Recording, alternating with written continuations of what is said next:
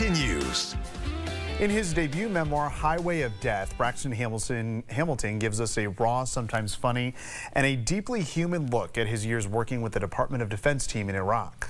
Now, he wasn't there fighting the war, but trying to rebuild a country shattered by war. Author and military veteran Braxton Hamilton is joining us now in the studio to talk about his book and the unforgettable moments he details within the pages of that book. Thank you so much for being here today. Yes, thank you. Thank you. And a big congratulations. Thank you very much. Yes. Quite an accomplishment. We've got the book sitting here right in between us. Beautiful cover art, everything about it. I was able to read just some of it. And so you have quite a many talents, so it seems. So Braxton, you are actually a Quad Cities area native. You are from Campbell's Island. That's right. In East Moline. So how did that path take you from Campbell's Island to the Middle East, to Iraq?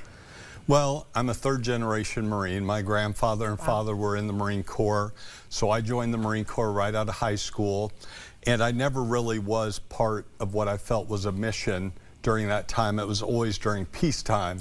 And then this opportunity arose. Someone that I knew was working on this project in Iraq, and I just said, if there's ever anything I can do to help out with that, please let me know. And then he called up one day, and I just said, giddy up. You're like, yeah, it's time. So yeah, you joined the Marine Corps in 1984. And by the way, thank you so much for your service. Thank you. We certainly appreciate it. So obviously you had this friend call you up. I mean, you had your own business career going on. So you just decided after you got that phone call, like, hey, you know what? Now is the time. Switch gears. I'm gonna switch gears and I'm gonna go overseas and do this. That's right. Like I said, I was part of the Marine Corps, and I never really had that chance to, what I felt, serve and be a part of something bigger than myself. And when this opportunity came up, it was an opportunity to help the American warfighter over there and to help the people of Iraq to revitalize their economy. And really, the business part of me saw the opportunity, and the Marine side of me saw the mission. And I just had to do it. Okay, so tell us about the book and all that we will learn and find when we open it. All right. Well, I've had lots of people get back to me about the book, and they love the stories. They're short stories, long stories, and just a lot of exciting things that went on over there, and a lot of crazy, fun, and meaningful stories throughout the book. And it's stories about the Iraqi people and about the American warfighter, and our group's mission to help revitalize their economy during the war and help get people back to work and providing for their families. Huge undertaking. Yeah. Wow. Yeah, so obviously many stories can be found in this book, but can you share maybe with us one quick story that really captures the humanity of the whole situation when you were over there? It really would be the handmade rug industry was the one that was the most meaningful to me. These ladies over there have been making handmade rugs for over 1,000 years, but they didn't have the source resources right now, and also they were out of work, and we helped come in and revitalize their manufacturing points all over the country. And we brought in, that was part of why people find it amusing that I was in the mountains of Kurdistan searching for sheep. And that's why we were helping to find the wool.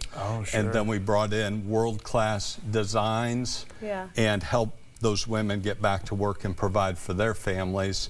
And in fact, I have one of those rugs hanging in my home to this day. So I bet you do. Yeah, that is very touching, but I'm sure when you talk about, you know, going through the mountains and searching for sheep, there were a lot of those funny moments that we described as well. Just things that probably we would never imagine ourselves coming across here on U.S. soil. So there was some lightheartedness as well to all of this. There's lots of funny stories in there. One that people get back to me on that they find really hilarious is in the mountains of Kurdistan. My translator and I were up there, and we're searching for the sheep, and we run across this shepherd and his family, and he milks his goat right there on the spot. I know where this is going. It's 100 degrees outside. They drink that glass of milk like it's a cold beer on a summer day, and of course they hand me a glass, and I'm not gonna turn it down. I drank down that hot milk, and it was probably the worst thing I ever tasted. Can't even imagine. and then having to hold it down all the way down the mountain. Oh boy. Well, everyone's going to want to read it now, for sure. Good Braxton tease. will be at the Brood Book in Davenport this Saturday signing copies. You can pick up your novel there. You can also find it in Kindle, hardcover, and paperback. Highway of Death on Amazon. Braxton, congratulations. Yes, congrats. And thank you for joining us today. Thank you very much. Thank you.